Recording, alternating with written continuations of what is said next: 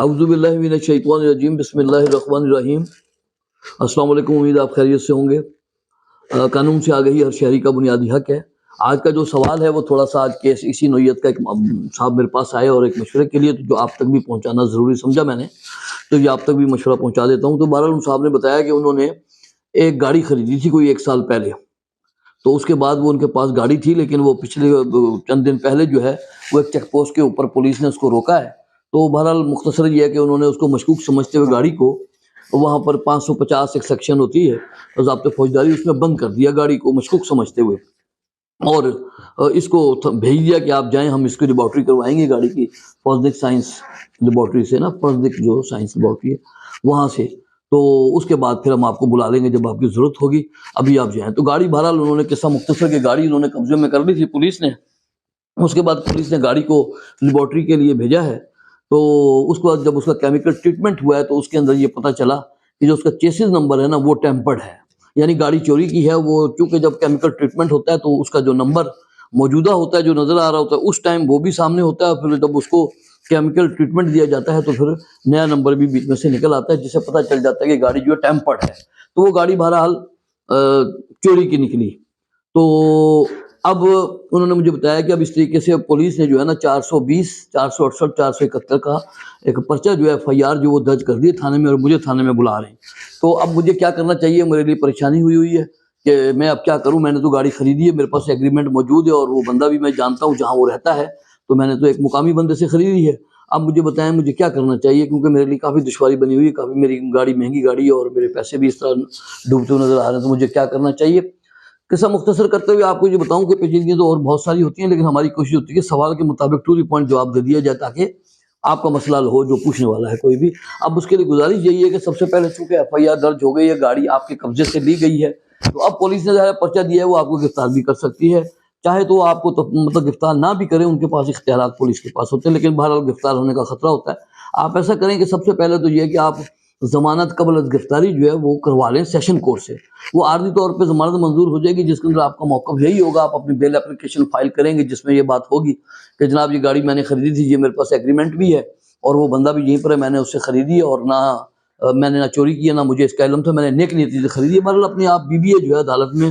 دائر کریں گے، تو عدالت آپ کی حالات و واقعات عارضی طور پر آپ کی ضمانت جو ہے 1 ہفتہ 10 دن کے لیے منظور کر لے گی، اور پولیس کو بھی نوٹس بھیج دے گی کہ بھائی اس بندے نے یہاں سے ضمانت کرائی ہے، تو آپ بھی عدالت کے اندر فلاں تاریخ کو ریکارڈ لے کر ساری چیزیں عدالت میں پیش ہوں۔ تو وہ بندے کی آپ کی اس طرح ضمانت ہو جائے گی قبل از گرفتاری۔ اس کے بعد آپ نے جیسی آپ کی ضمانت ہو جائے تو آپ نے سیدھا جو پولیس آفیسر ہے جس کے پاس اس کی تفتیش ہے، آپ تھانے میں اس کے پاس جائیں اور جا کر اس کو ساری صورتحال بتائیں کہ یہ گاڑی میں نے خریدی تھی، یہ میرا ایگریمنٹ ہے، تو یہ صورتحال ہے۔ اب وہ جو IO ہوگا، تو جو انویسٹیگیشن آفیسر تفتیشی جو ہے وہ آپ کی ساری صورتحال کو دیکھ کے سمجھ جائے گا کہ آپ جو ہے بے گناہ ہیں اور آپ کا کوئی اس میں قصور نہیں ہے، نیک نیتی سے آپ نے خریدی ہے اور آپ کے پاس خریدنے کا ثبوت بھی موجود ہے، اور وہ بندہ بھی بتا رہے ہیں کہ جو جس سے آپ نے لی ہے۔ تو پولیس اس 1 ہفتے میں جو آپ کو ضمانت ملی ہوئی ہے عارضی طور پہ اس کی تفتیش کرے گی، اور تفتیش کرنے کے بعد جو ہے نا اور اس بندے کو بھی بلائے گی جس سے آپ نے خریدی ہے، اور اس سے بھی پوچھے گی، وہ بھی کہے گا جی ہاں میں نے خریدی ہے، میں نے بیچی ہے ان کو، تو آپ کی تو کم سے کم آپ کی حد تک بے گناہی جو ہے وہ چیز سامنے آ جائے گی، جس پر پولیس جو ہے وہ آپ کے حوالے سے جو ہے نا اپنی ایک رپورٹ ترتیب دے دے گی، اور جو نیکسٹ ڈیٹ عدالت کے اندر ہوگی جہاں سے آپ کی ضمانت ہوئی ہے وہاں پر وہ پھر پولیس ریکارڈ پیش کرے گی۔ اس دن عدالت جو ہے ساری صورتحال کو دیکھتے ہوئے پولیس کے بھی دلائل کو سن لے گی ان کے وکیل کے ذریعے، اور آپ کے بھی وکیل کے ذریعے آپ کے دلائل کو سن لے گی۔ پھر عدالت جب یہ دیکھے گی کہ واقعی اس بندے نے تو گاڑی خریدی ہے اور اس کے پاس ایگریمنٹ موجود ہے، تو لہٰذا آپ کی ضمانت کنفرم ہو جائے گی،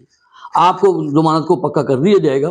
لیکن اب وہ بندہ جس سے آپ نے خریدی ہے، اب یہ اس کی ذمہ داری، یہ سارا برڈن اس کے کندھوں پہ شفٹ ہو گیا کہ اب وہ ثابت کرے کہ اس نے کس سے لی ہے وہ گاڑی۔ وہ پھر ایک علیحدہ چیپٹر ہے کہ اس کے اندر وہ اپنی بے گناہی کو عدالت کے اندر ثابت کرے گا کہ اس نے بھی اگر کسی سے گاڑی خریدی ہے تو وہ اس کو پیش کرے گا۔ اس طرح جس نے جس سے خریدی ہے پیش کرے، جو آخری آدمی جو ہوگا، بہرحال قصہ مختصر کہ وہ بندہ جو آگے جس سے اس نے خریدی ہے وہ پیش نہیں کر سکے گا، وہاں پر آ کر جو ہے نا وہ مقدمہ بندہ جو ہے وقتی طور پہ مورل الزام ٹھہرایا جائے گا۔ کیونکہ جو بیچنے والے ہوتے ہیں، بعض دفعہ آپ لوگ گاڑی خرید لیتے ہیں شو روموں سے یا کسی اتوار بازار سے، ان نون بندہ ہوتا ہے، گاڑی بیچ دی اس نے، چوری کی ہوتی ہے، ٹیمپرڈ کی ہوئی ہوتی ہے، اس طرح کے مسائل ہوتے ہیں کچھ، تو وہ پتہ نہیں چلتا پھر آخری بندے کا۔ تو اس لیے جو بندہ اب وہ بندہ جو آدمی پولیس میں انویسٹیگیشن کے دوران وہ بندہ پیش کر دیتا ہے کہ جس سے اس نے خریدی ہوتی ہے اس کی حد تک برڈن کم ہو جاتا ہے. تو اس طرح ایک ترتیب چلتی ہے. اب چونکہ وہ گاڑی چوری کی نکل آئی ہے، لہٰذا جو گاڑی ہے وہ جو ہے بالآخر وہ وہیں چلی جائے گی جہاں پر کہیں بھی اس کی چوری کی FIR درج ہوگی، اور یہ اسی کو ملے گی جو کہ اس کا مالک ہے. گاڑی اب آپ کو نہیں ملے گی. اس کے لیے آپ کو کرنا یہ ہوگا، مختصر کرتے ہوئے، کہ آپ جو ہے نا اس گاڑی کے حوالے آپ کی ادھر سے ضمانت پکی ہو جائے گی، مطلب آپ کے لیے ایک آسانی پیدا ہو جائے گی. اور دوسری بات، آپ جو ہے جس سے آپ نے خریدی ہے گاڑی، آپ اس کے خلاف جو ہے نا سوٹ فار ریکوری، دعویٰ دلاپانے عدالت میں دائر کریں گے کہ میں نے اس سے گاڑی خریدی تھی اور وہ گاڑی چوری کی نکل آئی ہے، لہذا میری اس سے رقم دلوائی جائے. آپ اس کے خلاف کیس کریں گے، اور جس کے خلاف آپ کیس کریں گے اس نے جس سے خریدی ہوگی وہ اس کے خلاف کرے گا. سب ایک دوسرے سے اپنی اپنی رقم کو کلیم کریں گے، اور اس طرح ہر بندہ اپنی وہ رقم ہی کلیم کر سکتا ہے، اور وہ بھی حاصل کر سکتا ہے، وہ رقم ہی حاصل کر سکتا ہے عدالت کے ذریعے سے. گاڑی تو اسی کو ملے گی جو کہ اس کا مالک ہے. لہذا مطلب مختصراً یہی کہ آپ بیل بیفور اریسٹ کروائیں، اور اس کے بعد شامل تفتیش تھانے میں جا کے سارے حالات ہونے کے بعد آپ کی ضمانت کنفرم ہو جائے گی. جس سے آپ نے گاڑی خریدی ہے بس اس کے خلاف آپ کلیم کریں کہ جی میرے پیسے واپس کیے جائیں. تو اس طریقے سے آپ کا مسئلہ حل ہوگا. بہرحال ایک چھوٹی سی گزارش ہے، آئندہ میں یہ بھی بتا دوں آپ کو، گاڑی جب بھی خریدیں سوچ سمجھ کے خریدیں، مقامی بندے سے خریدیں، مقامی ہو، علاقے کا رہنے والا ہو، اور اس گاڑی کو اسی ٹائم اگر آپ نے کوئی لیبارٹری یا کچھ کروانا ہے کروا لیں، تاکہ آئندہ کے لیے آپ کے کوئی مسائل پیدا نہ ہوں. کسی اننون بندے سے گاڑی نہ خریدیں جس کا پتہ نہ پتا ہو وہ کون ہے بندہ، کدھر کا رہنے والا کیا ہے، کل کو نہ ملے تو کیا ہوگا اگر کوئی ایسی صورت پیدا ہو جائے. تو ہمیشہ جو ہے نا مقامی بندے سے گاڑی خریدیں، تاکہ کل کوئی خدا نہ خواہ مسئلہ بھی ہو تو وہ بندہ اویلیبل ہوگا، تو آپ کے لیے کوئی مسئلہ پیدا نہیں ہوگا. ایک چھوٹا سا مشورہ تھا جو میں نے کہا چلے آپ تک پہنچا دوں. تو باقی اور کافی پیچیدگیاں ہوتی ہیں لیکن ان کو ہم بیان نہیں کرتے، بس ٹو دی پوائنٹ آپ کے سوال کے مطابق آپ کی تسلی کے لیے ایک بات بتا دیتے ہیں. بہت شکریہ جی، السلام علیکم. اور چینل کو سبسکرائب اور جناب لائک شیئر کیجیے گا. ممکن ہے یہ کسی اور تک بھی بات پہنچے اور آپ تک بھی ویڈیو میری آتی رہے گی. السلام علیکم.